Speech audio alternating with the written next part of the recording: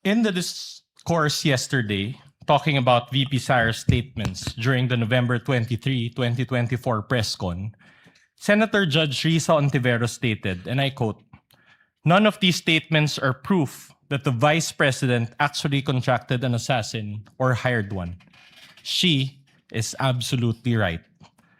She then asked the question, why are these acts impeachable? To this question, the prosecution responded, "We understand that these statements may not actually 100% prove that she in fact contracted an assassin, end of quote. Hence, the prosecution admitted that the video does not prove any fact other than its existence. In simple words, there is no proof of any contracting of an assassin. The prosecution's admission before this honorable court made the respondent's position clear. The prosecution has no other competent evidence to prove that VP Sara contracted an assassin. Ang testimonya ni Kalilong, gaya ng iba pang ebidensya kuno ng prosecution, ay hindi sapat para patunayan ang paratang na ito. Trying to prove this stretched narrative using a hodgepodge of materials is a waste of this honorable court's time and the Filipino people's money. Si VP Sara na mismo ang nagsabi na hindi assassin ang kinausap niya. This term only came from people who took her statements out of their proper context and tried to exaggerate them for what they really meant. The truth of the matter is this: she and her family were threatened, and while her response was unconventional, it was justified. What triggered her response was a question about Operation Romanov, which is the plot to eliminate VP Sara and her entire family.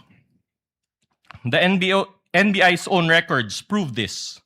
In the minutes of the meeting of Dempsey Reyes' interview, he said, and I quote, "May press con kasi earlier than that, sabi niya, parang hindi lang niya gusto daw, sabi lang niya gusto daw siyang patayin daw, according to her, ni Speaker.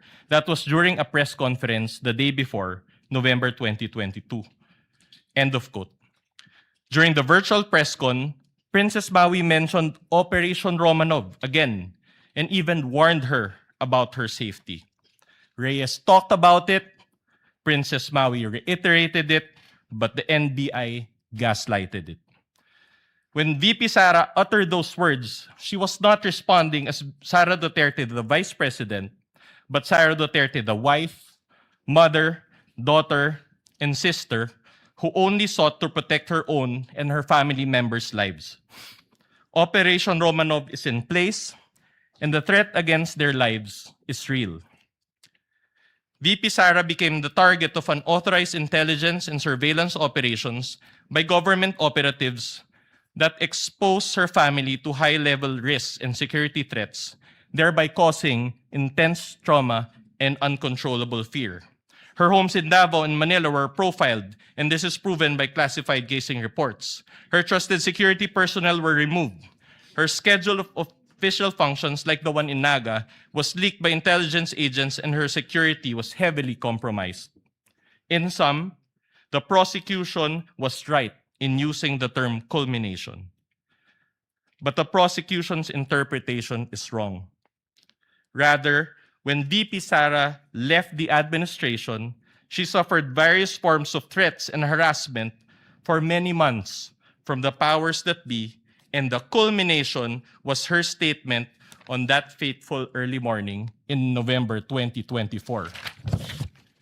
She didn't commit an impeachable offense. She drew the line in the sand and said, "Enough is enough."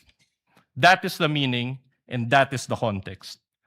Finally, as to the alleged grave threats and inciting to sedition, these are defined by their vice penal code and are punishable by prisión correccional.